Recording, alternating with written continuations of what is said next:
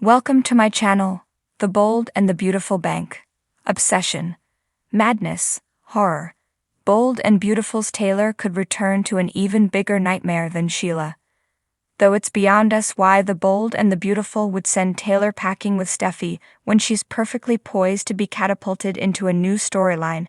Maybe it's okay. Maybe it's smart even, because when the world-renowned shrink returns to Los Angeles after her time away, she can do so with a new focus. And, unbeknownst to her, a twisted plot that calls to mind co-creator William J. Bell's great psycho stories of yore. The bold and beautiful lie that most viewers believe about Taylor, the sane event. Back in LA, Taylor happily throws herself into her work.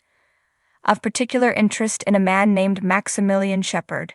He reminds the psychiatrist of her volatile ex, Blake Hayes, in that he's handsome and charming, and off-putting and scary. Max lives in a near-constant state of rage over his separation from wife Gail. He wants her back and can't seem to let her go.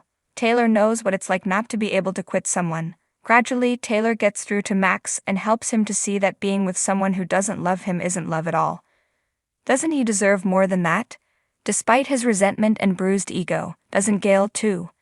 Taylor could even get to the root of Max's abandonment issues, the fact that when he was a kid, his mother left his father, and him with Dad, who became a violent alcoholic.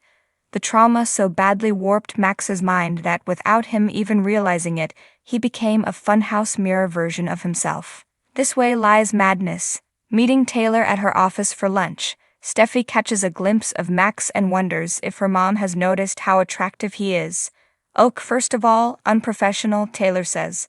"Secondly, yes. Thirdly, I'm not sure he's ready for a relationship. He has ex-wife issues," she adds, "and I've had enough of men with ex-wife issues." On second thought, soon however, Max's gratitude to Taylor takes a turn. He admits that he thinks that he's finally moved on from Gail. He may even have started falling for someone new. Taylor is thrilled, until he says that the woman in question is her. She points out that it would be unethical to date a patient. "So you've already thought about dating a patient," he observes. "Anyone in particular? How can you help this Thanksgiving? Bring them home."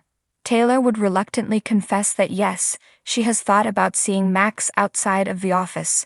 "Then let's consider my sessions with you concluded," he declares. "You've said yourself I've made great progress.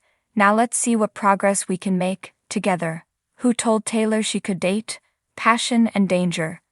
At first, Taylor and Max's romance is idyllic, low-key romantic, but when he begins to exhibit signs of possessiveness and snaps at any suggestion that he's crossing a line, she breaks it off with him. "I don't accept that," he says simply. "I know what we have, and I don't believe for a second that you can walk away from it."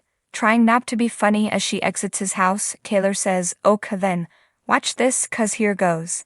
In the days that follow Max calls, he shows up at Taylor's office and at her house.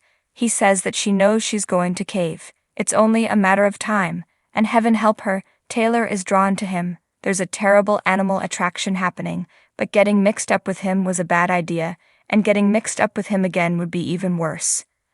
"I need you to hear me now," she tells Max. "We are done, finished. I don't want to see you again. If you would like a referral to another psychiatrist, and that might be a good idea, just call my office, and my secretary can recommend someone." Ow. Point of no return. After Thomas is in a car accident, a wild road rage incident in which he's been run off the road, Taylor shows up at the hospital, panicked.